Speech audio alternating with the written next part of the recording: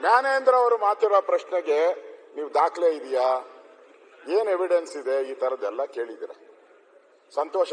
ನಾನು ನಿಮ್ ಕೇಳಿರೋದಕ್ಕೇನು ನಾನು ವಿರೋಧ ಮಾಡಲ್ಲ. ನೀವು ಕೇಳಬೇಕು, ಕೇಳಿದ್ರ.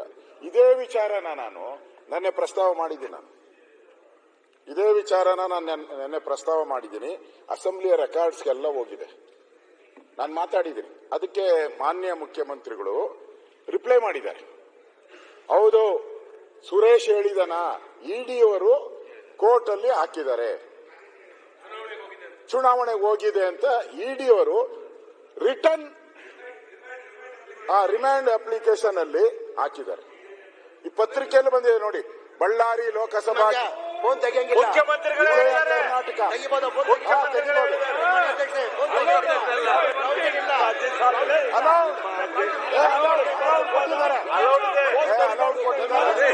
ಅವೆಲ್ಲ ಹೋಯ್ತು. ಅಲೌಡ್ ಕೊಟ್ಟಿದ್ದಾರೆ ನೀವು. ಅಲೌಡ್ ಆಗಿದೆ. ಮಾತಾಡ್ಬಿಡ್ತೀನಿ ಕೃಷ್ಣ ಅವರ ಸಿಎಂ ಅವರು ಇವಾಗ ನೋಡಿ ಸಿಎಂ ಅವರು ಹೇಳಿದ್ದು ಸಿಎಂ ಅವರು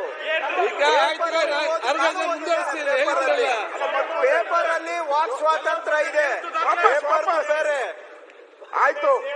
ಈಗ ಸಿಎಂ ಅವರು ಅದಕ್ಕೆ ಕ್ಲಾರಿಫಿಕೇಶನ್ ಕೊಟ್ಟಿದ್ದಾರೆ. ಕೃಷ್ಣ ಅವರೇ, ಒಂದ್ ನಿಮಿಷ ಕೂಲಾಗಿ ಕೂತ್ಕೊಂಡು ತರ್ಸ್ಕೊಳ್ಳಿ. ಇಲ್ಲ ಈಗ ಇಡಿ ರಿಮ್ಯಾಂಡ್ ಅಪ್ಲಿಕೇಶನ್ ಕಾಪಿ ನಿಮ್ಮ ಹತ್ರ ಇದೆಯಾ? ನಿಮ್ಮ ಹತ್ರ ಇದೆಯಾ? ನಿಮ್ಮ ಹತ್ರ ಇದೆಯಾ? ನಿಮ್ಮ ಹತ್ರ ಇದೆಯಾ? ಕೊಡಿ. ಇಡಿ ರಿಮ್ಯಾಂಡ್ ನಿಮ್ಮ ಹತ್ರ ಇದೆಯಾ? ಅಧ್ಯಕ್ಷರ ಮುಖಾಂತರ ನಿಮಗೆ ಕೇಳ್ತಾರೆ. ಪೇಪರ್ ಅಲ್ಲಿ ನಾನು ಹೇಳಿದ್ದು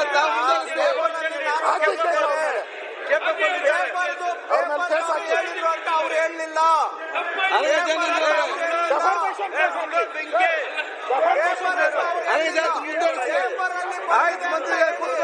ಎರಡಕ್ಕೂ ನೋಡಿ ಅಧ್ಯಕ್ಷರೇ,